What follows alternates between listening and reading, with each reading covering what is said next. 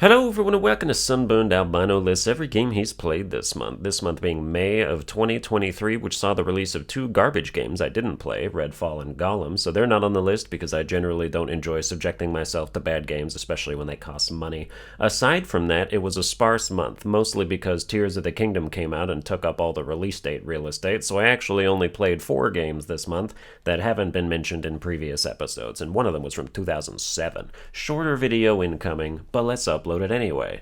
Number 1, The Outlast Trials. Outlast Trials released in early access this month, and while I was initially excited for it, I didn't know how much fun it was going to actually end up being. It's a good time, especially with friends. If you've played Outlast, you're still sneaking around with limited battery night vision and avoiding enemies with their dicks out, but the translation to self-contained missions and multiplayer functionality is weirdly smooth. It feels supernatural. You've got your main trials, where you accomplish sequential objectives until it's time to escape, and some shorter submissions where you do one thing and leave, as well as harder versions of the main trials that put in more enemies and traps and improve their deadliness. There isn't a lot of content right now, but some elements are randomized, like the location of objectives and items, so it's more replayable than you'd think. I will definitely be looking forward to more updates because the foundation is very sturdy, and $30 is a good value for what you get and what will be coming. Number 2, Warhammer 40k Bolt Gun. I'm not going to pretend I know what the hell's up with Warhammer as a franchise. Thing's a decade older than I am, and I've just always existed far away from it. But if you're going to make a spin-off in a genre I like, I'm going to check your game out.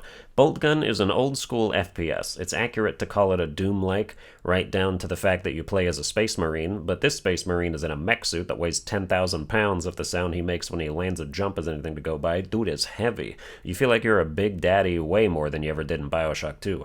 Based on the 3 or 4 levels I played, it doesn't seem like there's any permanent progression other than finding weapons. You'll get level-specific gun upgrades and power-ups, but by the next level they'll be gone, which sucks compared to like the more recent Doom reboots, for instance, that let you upgrade your guns persistently. I know OG Doom was level-contained stuff too, and that's what they're emulating, but it never hurts to modernize things when it comes to quality of life.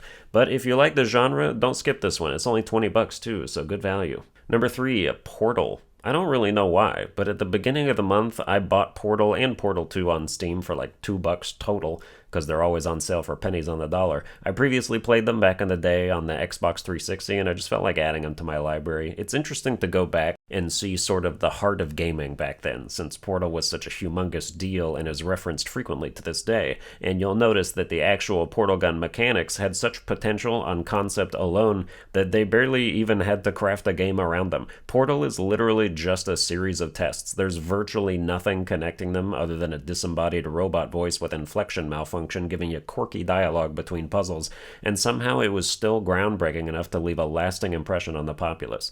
Yeah, you've got your fourth wall breaks and a gradual unraveling of the scenario, but it still feels super simple. I guess it's kind of like going back and watching the supposed greatest comedians of all time doing their thing back in the 70s, barely laughing at anything they say, but you're still supposed to internalize that for the time it was the best thing ever, and evidence of that societal impact does bear that out, so you can't really argue with it.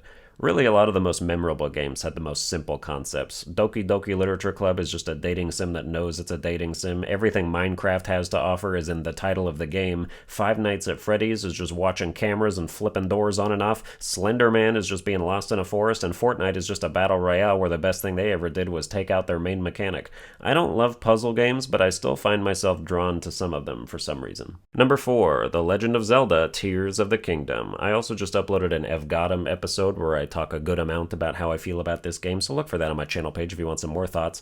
But mildly suffice to say that back when we only knew this game as Breath of the Wild 2, little did we know how accurate that was. It's Breath of the Wild again. Same map, same setup, same goals essentially, same durability, same temperature, same cooking, same combat, same a lot of things.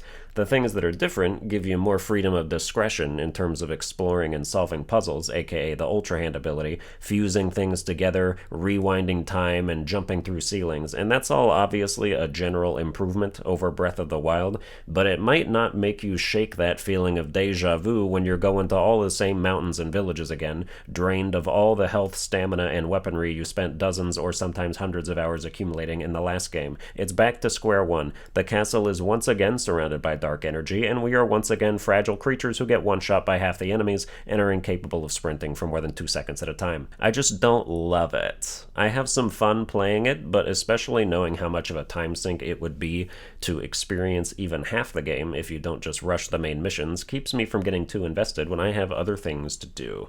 Well, that's every game I played this month. Tune in next month for every game I played that month. Like, share, and subscribe. Watch all my other videos with a portal gun fused to a Traveler's Claymore, and I'll see you guys next time.